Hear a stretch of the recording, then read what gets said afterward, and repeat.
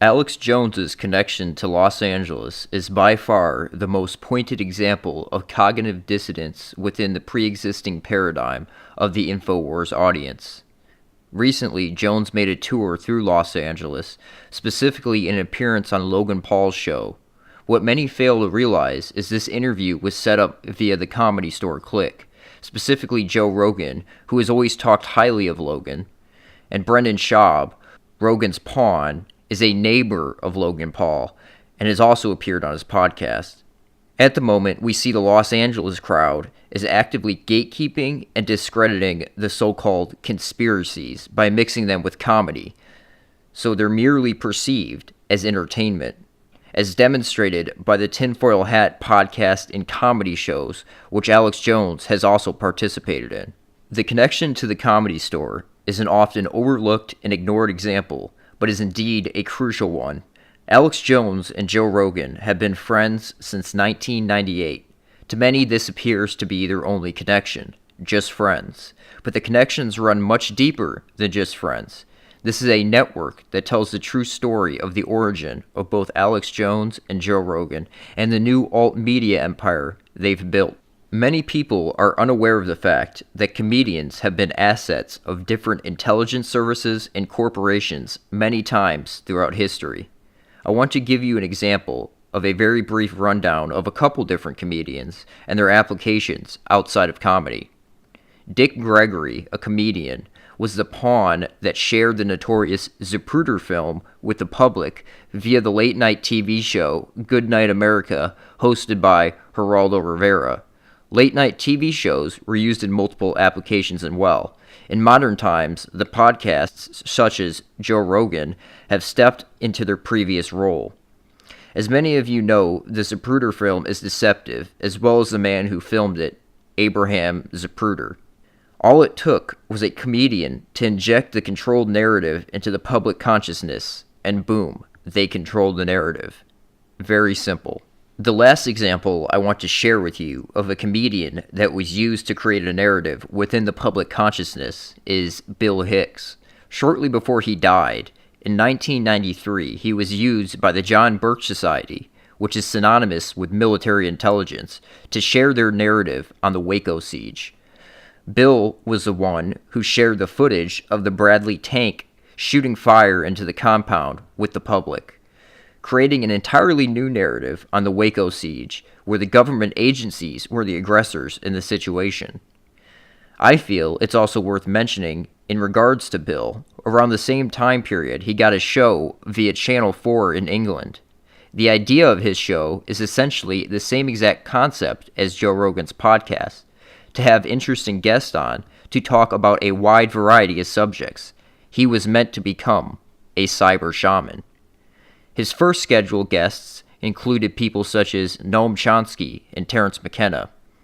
He was debating between taking this Channel 4 show or starting his own show via public access TV as a new Rush Limbaugh-type character. The work of right-wing top Israeli propagandist Alex Jones, including a number of documentaries like Endgame, Blueprint for Global Enslavement, and New World Order, as well as his book, The Answer to 1984 is 1776, were distributed and published by Satanist Crowleyite Richard Metzger's Disinformation Company, a company that connects techno-pagans and transhumanists. Here, we begin to see the deeper connections between Joe Rogan and Alex Jones. Alex and Joe are both connected to the Disinformation Company. Take note of the name. They tell you exactly what they're doing in the name. Matt Staggs, listed as a key person at the Disinformation Company and former host of the Disinformation podcast, is Joe Rogan's talent booker. According to Joe, it's a three-man show over at JRE. Staggs is allowed to book whatever guest he wants for whatever corporate agenda he wishes to push, as demonstrated by this clip. I sent, poor Jamie, I told your booking manager, Matt Staggs, I said, send these images to Jamie and don't tell him any context. You know, he'd be like, what the hell is this podcast going to be on? But they lost their nose. Joe obviously had no say in booking this guest, although I do believe Rogan chooses some guests to appear on the podcast. Many are dictated by the former disinformation asset, Matt Staggs. Much more on the disinformation company later. First, I want to cover Alex Jones's network name, InfoWars. What is information warfare? The notion of information warfare covers a wide spectrum of psychological operations, from the classic Air Force concept of attacking enemy computer systems in conjunction with electronic warfare to controlling information via television and radio, all the way to memes and many concepts in between. The U.S. adaptation of information warfare originates from the future Soviet warfare theories, or revolution in military affairs, which also covers a wide spectrum of warfare, including information warfare. According to the well-respected PI who exposed the Promise software scandal, Carol Marshall, aka Sherry Seymour, claims that the work of Major General Paul Vallely and Lieutenant Colonel Michael Aquino in the early 1980s spawned the entire revolution in military affairs within the United States, and its asymmetric approach to warfare, viewing new media as potential mind war operatives. In a follow-up U.S. Air Force Academy study via Air Force Space Command, we learn why warfare must become, quote, multi-dimensional. The spectrum of conflict, as portrayed in most readings, is single-dimensioned, linear, and continuous. It must be replaced by a multi-dimensional model, perhaps even nonlinear and discontinuous. Topological mathematicians would call it a manifold, hence the name conflict manifold. Its primary characteristic is multi-dimensionality. This is synonymous with the idea of nonlinear warfare coming out of Russia. Aquino was deeply involved in what has been called the Revolution in Military Affairs, RMA, the future Soviet warfare theories. The introduction of the most kooky, quote, third-wave New Age ideas into military long-range planning, which introduced such notions as information warfare and cyber warfare into the Pentagon's lexicon. In the early 1980s, at the same time Heidi and Alvin Toffler were spinning their Tavistock third-wave utopian claptrap to some top Air Force brass, Aquino and another U.S. Army colonel at the time, Paul Vallely, were co-authoring an article for Military Review. Mind War was one of the papers created in the early 80s by Michael Aquino and Paul Vallely that spawned the application of future Soviet warfare theories into the Pentagon. Mind War, in conjunction with information warfare, is exactly what Alex Jones's operation is. Its core structure is the idea of weaponizing truth with an information warfare operation via radio and TV, the use of subliminals, and all around controlling the stream of conspiracy culture information. We have the zeitgeist. If you wanted to use an allegory, InfoWars has pulled the sword Excalibur. Others can't pull it. We pulled it. Trump pulled it. You pulled it. But if you don't use Excalibur, it's worthless. I am using Excalibur. Doesn't mean I'm perfect. Doesn't mean I'm not going to make mistakes or stumble or fall. Or at the end of this, not make it myself. But the new republic, the rebirth, will be launched. That's what it's all about. All right. Boy, you know, Scott Adams, CNN is losing the mind war. I have some smart advisors, but I do what I think I should do. They've begged me not to tell you this. But I will, because my weapon is the truth.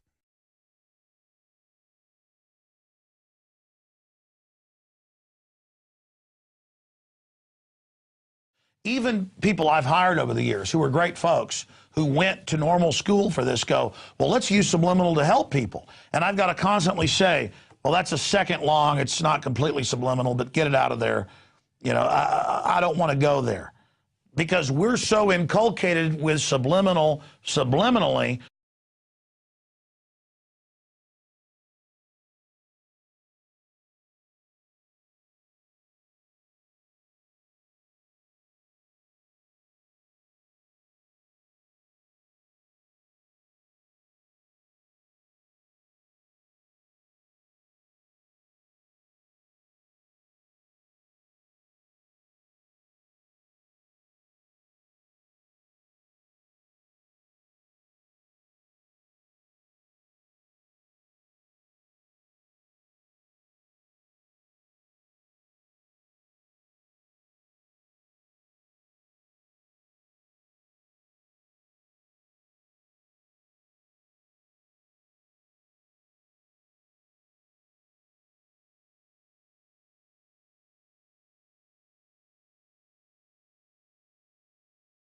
And now you see, look at that. That's InfoWars. Wow. Look at that subliminal devil behavior.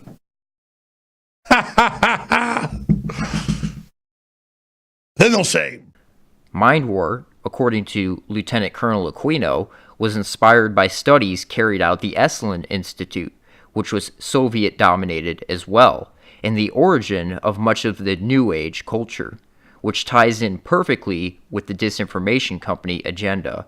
Endgame, an Alex Jones film published and distributed by the disinformation company, is a title borrowed from the previously mentioned Major General Paul Vallely, who is also a staunch Christian Zionist associated with the John Birch Society, who have been gatekeeping the conspiracy culture, weaponizing truth, and excluding Israel at all costs since the 1950s. Major General Vallely is a supporter of the Jerusalem Summit organization, which is all about relocating and resettling Palestinians. It is an advocate for their mission statement, which is, quote, that one of the objectives of Israel's divinely inspired rebirth is to make it the center of the new unity of all nations, which will lead to an era of peace and prosperity foretold by the prophets, which is the whole Supreme Court of mankind, Israel dictating the world from Jerusalem idea, which is the real New World Order. Revolution in military affairs was included in the notorious Project for the New American Century document, and was certainly ramped up post 9/11. As this clip demonstrates, Alex Jones believes it will be a new American century, which really means a new Israeli-dominated American century. It's a sellout to China. The globalists bet everything on China. It's not going to be the Chinese century. It's going to be the new American century. It's going to be the new American century. I want to get into some information about the main man who first introduced the future Soviet warfare theories, revolution in military affairs, and coined the term InfoWars. It is worth covering Aquino's bio because he's certainly one of the most interesting and deceptive military men of modern times, in my opinion. It is also very interesting to see the Zionist Christian, which typically dominates the military, crossover with the Satanist occultism dynamic between Michael Aquino and Paul Vallely, working together, side by side, to introduce radical new Soviet ideas into the Pentagon. After a year with the 1st Squadron, 17th Cavalry, 82nd Airborne Division, Michael Aquino completed the PSYOP officer course at the John F. Kennedy Special Warfare School at Fort Bragg, in which he was among select students cross-trained with Concurrent Special Forces officer course. During 1968 to 1970, he was assigned to the 6th PSYOP Battalion, 4th Group in Vietnam. As HA Command and Control Team Leader, he was responsible for both tactical teams in combat operations and audio-visual teams in civil operations and Revolutionary Department Support program, and he flew numerous PSYOP air support missions throughout Corps Tactical Zone with both U.S. Air Force and Army Aviation.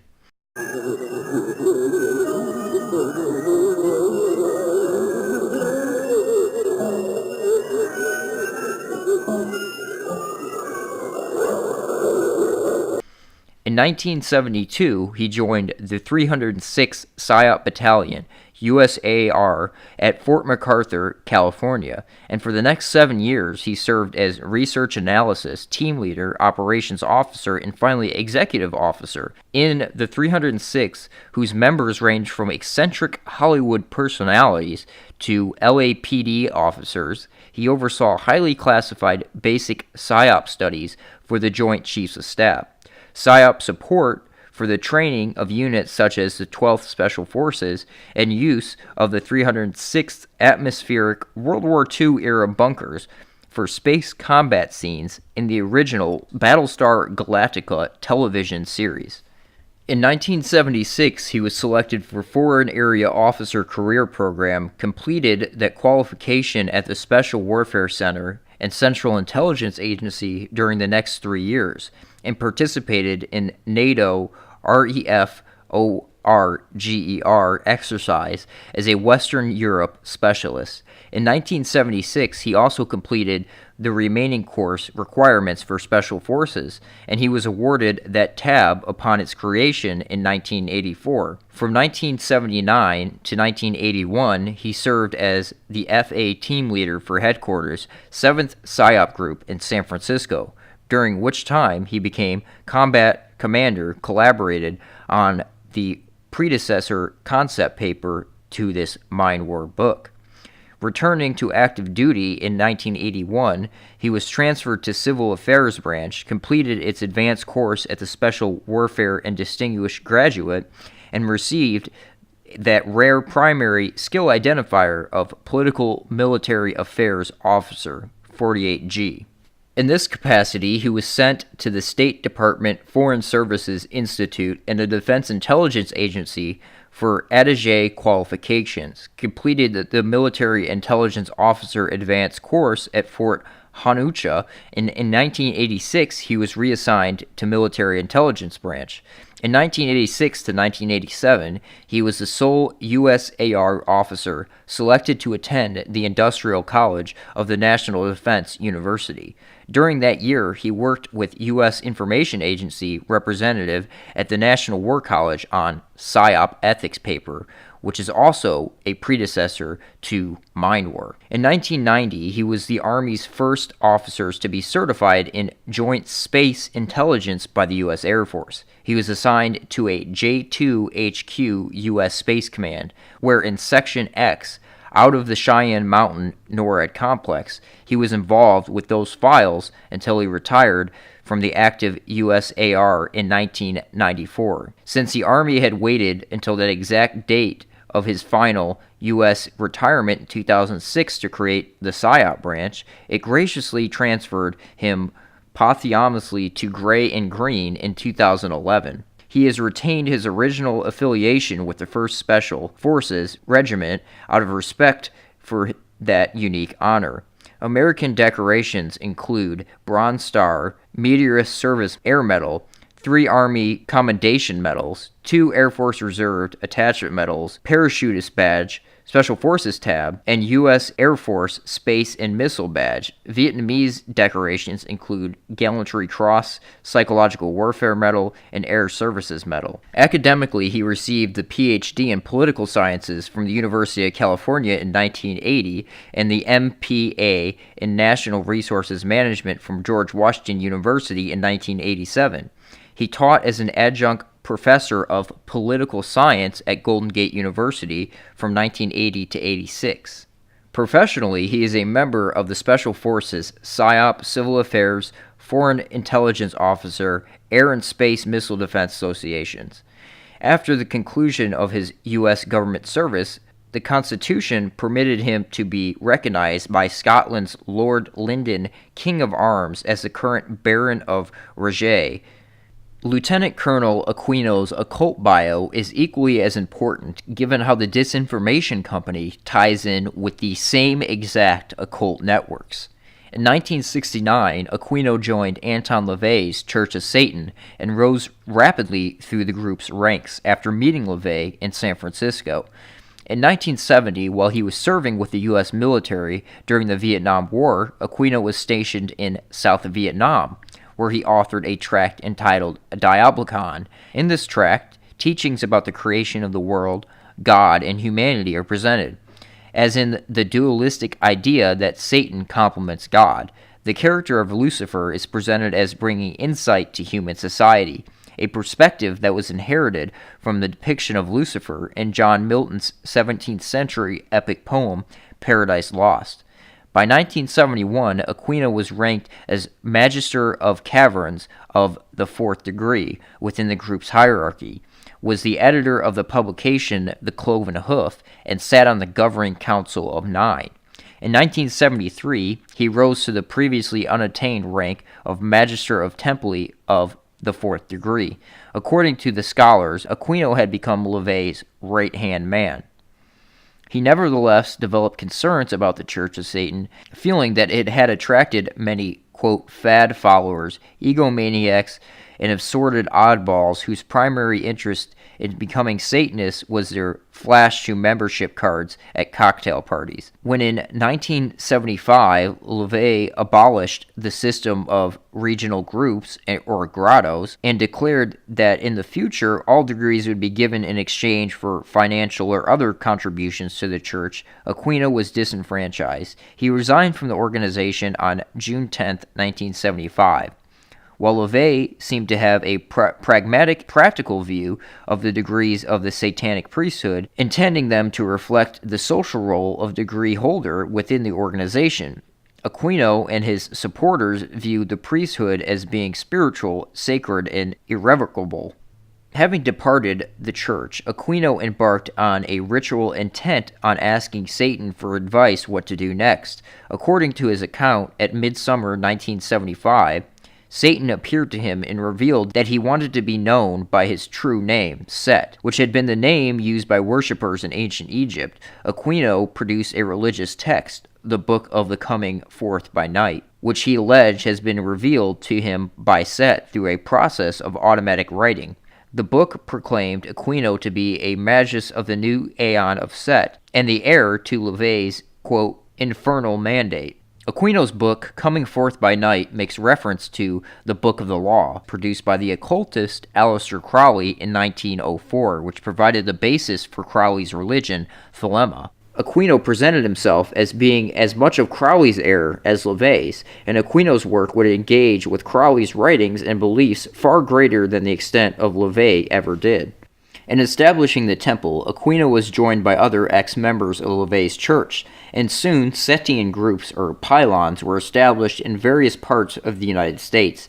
The structure of the temple was largely based on those of the ceremonial magical orders of the late 19th century, such as the Hermetic Order of the Golden Dawn and Ordo Templi Orientis. Aquino's association with the Church of Satan and Anton LaVey, who's really Jewish, his real name is Howard Staton Levy, is an extremely important connection, especially given how this culture ties in exactly with the Disinformation Company.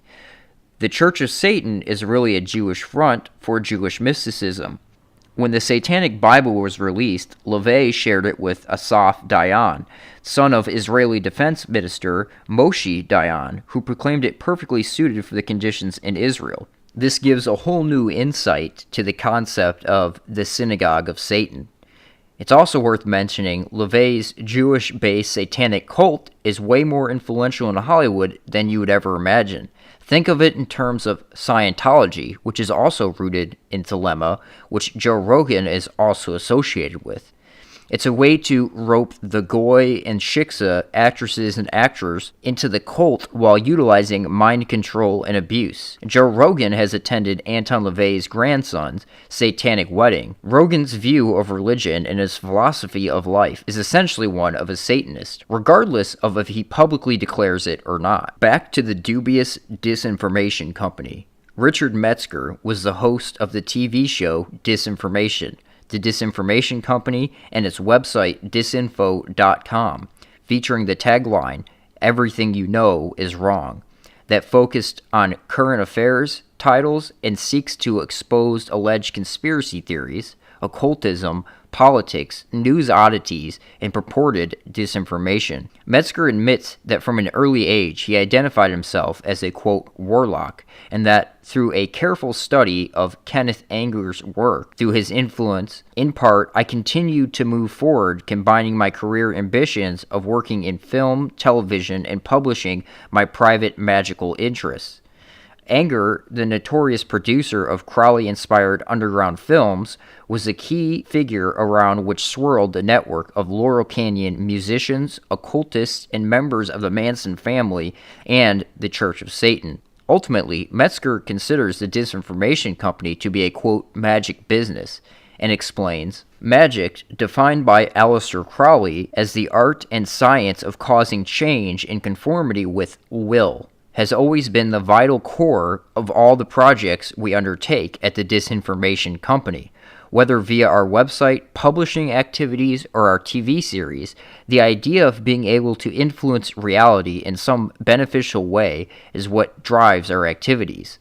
I've always considered the Disinformation Company and our various activities to constitute a very complex spell. Aleister Crowley was an open child molester. He promoted child molestation as one of the most potent forms of magic. Crowley's satanic thelema occultism is rooted in Jewish mysticism. It is the origin for most modern occultists and is also extremely prevalent in Hollywood. In addition to Alex Jones, the Disinformation Company has also been responsible for a number of apparently established critical or conspiracy-inclined documentaries, such as Outfoxed Rupert Murdoch's War on Journalism, Uncovered: The Whole Truth About the Iraq War, Bush Family Fortunes, The Best Democracy Money Can Buy, Walmart, The High Cost of Low Price, Iraq for Sale, The War Profiteers, Slacker Uprising, a movie of Michael Moore's tour through colleges in swing states during the 2004 election, as well as 9/11 Press for Truth, 9/11 Mysteries, and 9/11 Mysteries. Disinformation, also known as Disinfo Nation, was a television show hosted by Metzger, which aired for 2 seasons on Channel 4's Late Night for Later programming block in the UK. Channel 4 is synonymous with the Disinformation Company and is another important connection. Channel 4 is what Jon Ronson worked with when producing films that featured both Joe Rogan and Alex Jones, usually regarding conspiracy theories, that Ronson would turn into a joke or, quote, debunk. The event that launched Alex Jones's career was when he, quote-unquote, snuck into Bohemian Grove. Jones was with Ronson when he did this. They both made 2 separate films on the club, featuring each other in the films. Rogan and Jones are still connected to Ronson to this day. One of Joe Rogan's favorite topics to bring up in relation to Alex Jones is Bohemian Grove. Coincidence? I think not. The 16 30-minute Metzger Disinformation episodes were produced for Channel 4, were then cut down to 4 one-hour specials intended for the Sci-Fi Channel in America. Remember, Joe Rogan also had a show for Sci-Fi entitled Joe Rogan Questions Everything, where Joe also made fun of or debunked quote-unquote conspiracy theories. This is a show where we get the famous, I'll tell the government right now, tell you right now if you're listening, NSA, CIA, I'm available, okay? If you show me all the real wreckage, I swear to God, I will make fun of that crap to the end of time. I'll make up stories. I'll lie to my mother. I swear to God, I will make fun of that crap to the end of time. I'll make up stories. I'll lie to my mother. quote. So are we beginning to see how these networks operate, dominating and guiding the mainstream conspiracy culture? Metzger's show never aired due to controversial content. Those 4 episodes have been subsequently released on a DVD with a second bonus disc presenting the highlights of DisinfoCon, a 12-hour event held in 2000, featuring Metzger and a host of occult celebrities, including Marilyn Manson, Kenneth Anger, painter Joel Coleman, Douglas Rushkoff, Mike Petsky, Grant Morrison, Robert Anton Wilson, Todd Brennan, Faye, and many others. The bizarre irony is that disinformation seems to produce just that, disinformation. A telling example is Metzger's interview on Disinformation Nation of Ted Gunderson, a former FBI agent who is known for his investigations of a secret, widespread network of groups in the U.S. who kidnap children and subject them to satanic ritual abuse and human sacrifice. However, Metzger's, quote, documentary is obviously a mockumentary in the Discordian style of humor and playing both sides, typical of Robert Anton Wilson.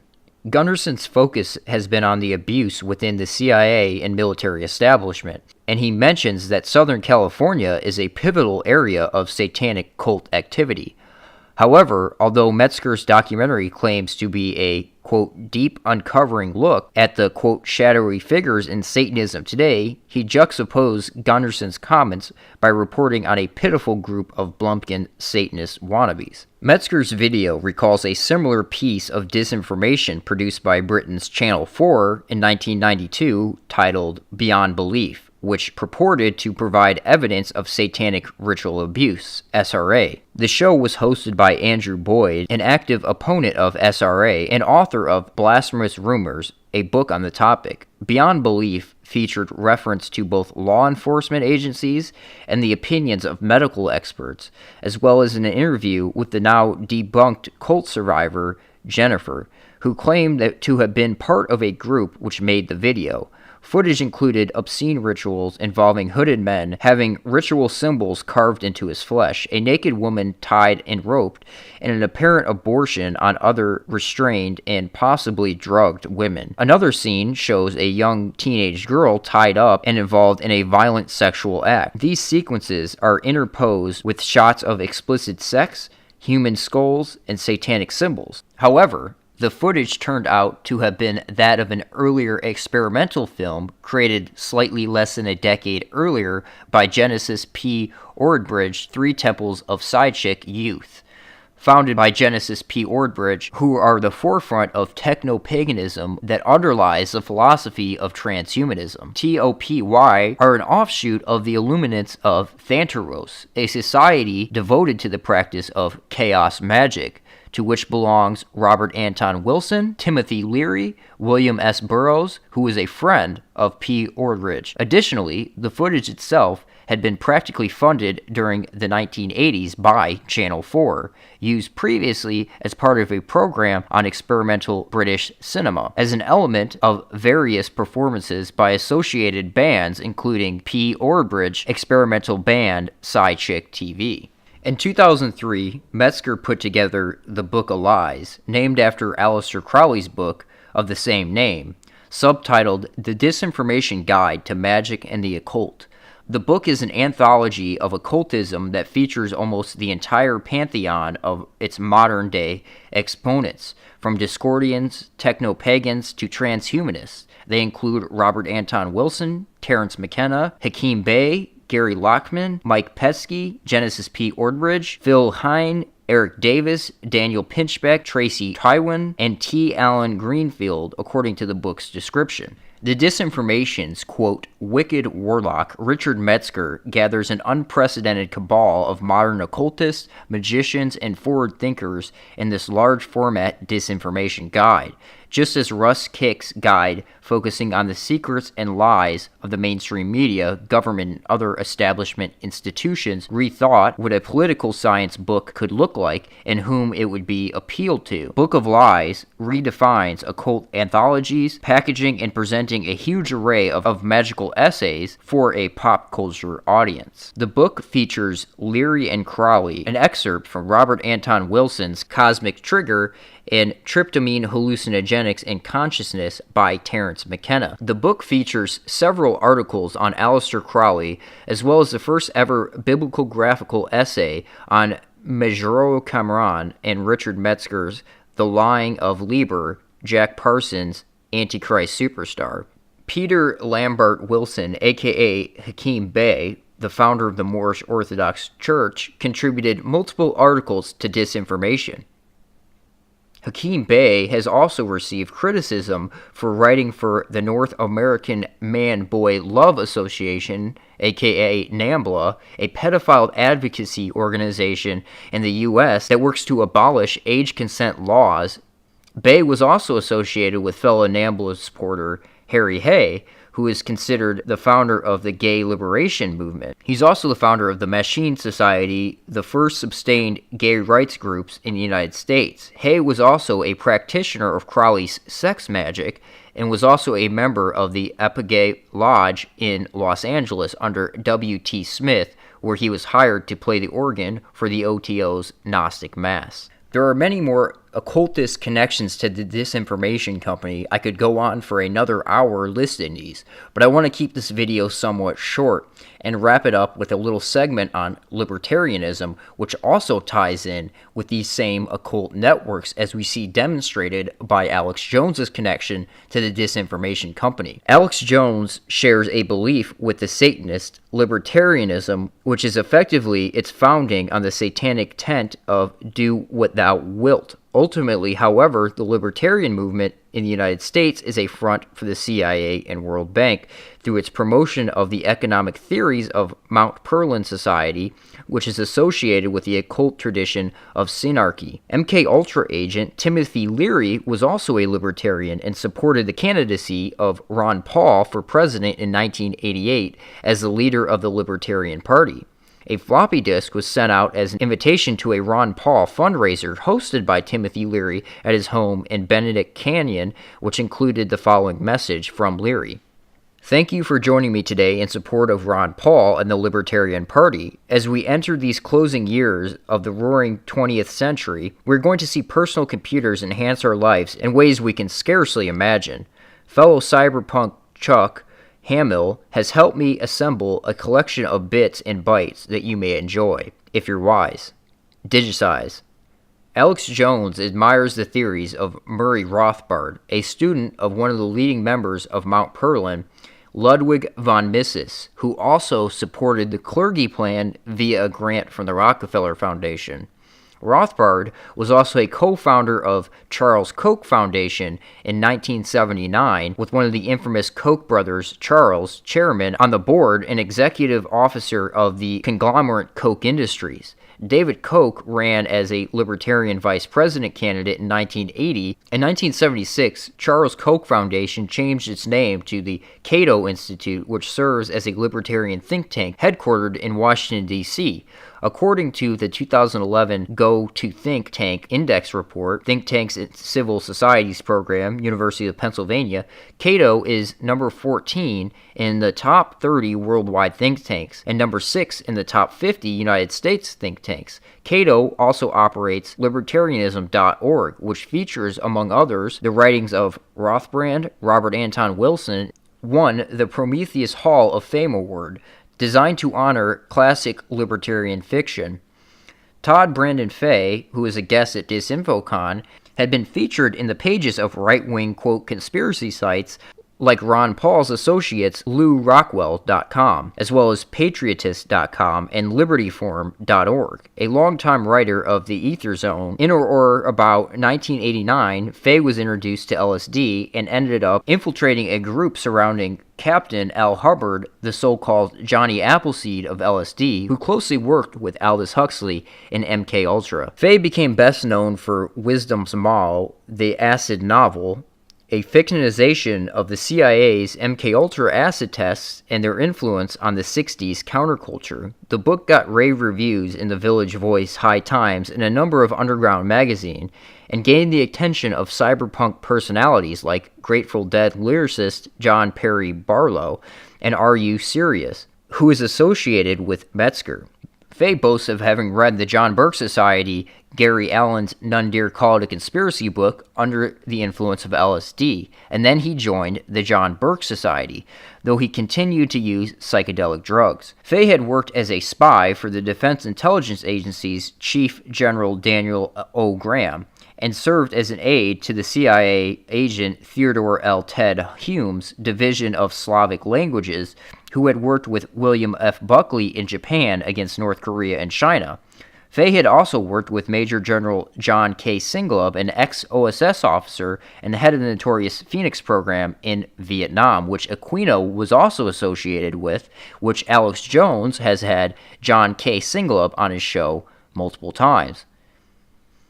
Fay worked with Singlub within the World Anti-Communist League, a CIA front with ties to the John Birch Society through the Western Goals Foundation. Western Goals was a private intelligence dissemination network active on the right wing in the United States. Western Goals was also associated with Reinhard Gehlen, with whom they shared a connection with the Order of the Knights of Malta. Western Goals was finally wound up in 1986 with the Tower Commission revealed that it had been part of the Iran-Contra funding network. Oliver North identified the Western Goals founder, John Singlub, as its liaison to the White House.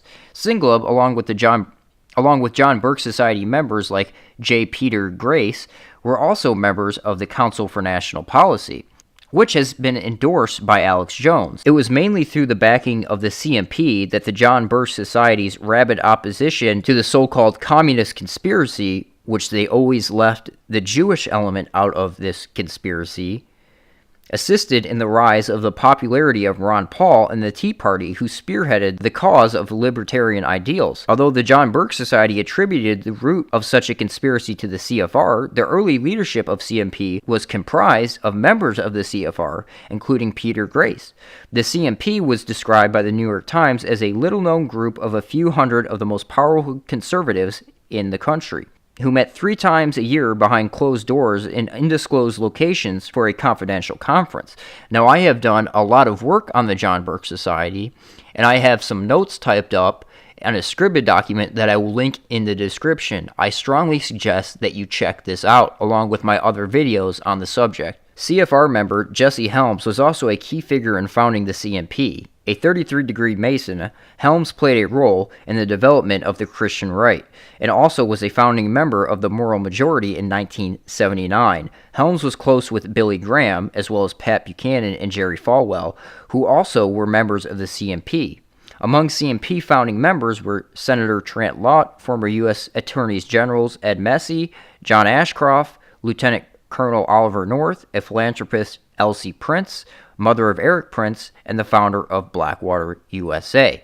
Again, I stress you check out my document, which lists all the CMP connections to Trump. There are numerous connections through the Trump administration. Thank you for listening. Please like and share this video. I believe this is crucial information, and you guys have a good one.